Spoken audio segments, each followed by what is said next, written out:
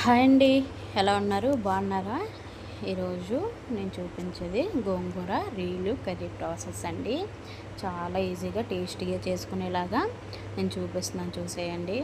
ఏమీ లేదండి, సింపుల్గా చేసుకోవచ్చు, కానీ టేస్ట్ మటుకు చాలా బాగుంటుంది.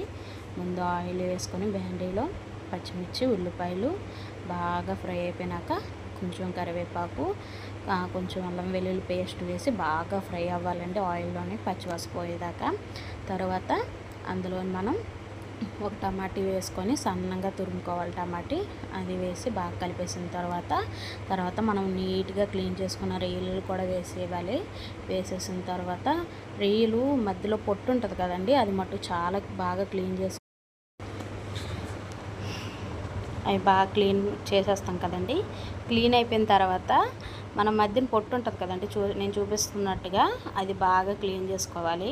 ఆ మధ్యన కోసేసి ఒక కొంచెం ఎగస్ట్రానే అవుద్ది, ఎలాగైనా పర్లేదు, కానీ రొయ్యలు చాలా క్లీన్ చేసుకుంటేనే కర్రీ బాగుంటుందండి.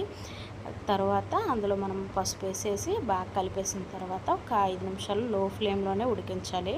తర్వాత మళ్ళీ అందులోనే కొంచెం సాల్ట్ వేసేసి మళ్ళీ కలిపేసి మళ్ళీ ఒక 5 నిమిషాలు లో ఫ్లేమ్లోనే ఉడికించేసిన తర్వాత కారం, గరం మసాలా, ధనియా పౌడర్, జీలకర్ర పౌడర్ వేసేసి మళ్ళీ కలిపేసి చిన్న గ్లాస్ ఉంటుంది కదండి, చిన్న గ్లాస్ వాటర్ వేసుకొని అది బాగా బాయిల్ అయినప్పుడు మనము గోంగూర పేస్ట్ అనేది వేసుకోవాలి. గోంగూర పేస్ట్ ఎలా తయారు చేసుకోవాలంటే, మనం వేరే బ్యాండీలో కొంచెం ఆయిల్ వేసుకొని ఆయిల్లోనే గోంగూరని రోస్ట్గా ఫ్రై చేయాలండి. ఫ్రై చేసుకున్నాక మీకు నచ్చితే మీరు మిక్సీ అయినా పట్టుకోవచ్చు పేస్ట్ లాగా, లేదు పర్లేదు మాకు ఆకులాగే ఇష్టం అంటే గోంగూర మామూలుగా మ్యాష్ చేసేసుకోవచ్చు.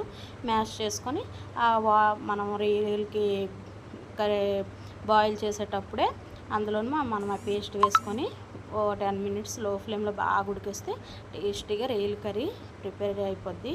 Okay, like and subscribe my channel. Bye bye.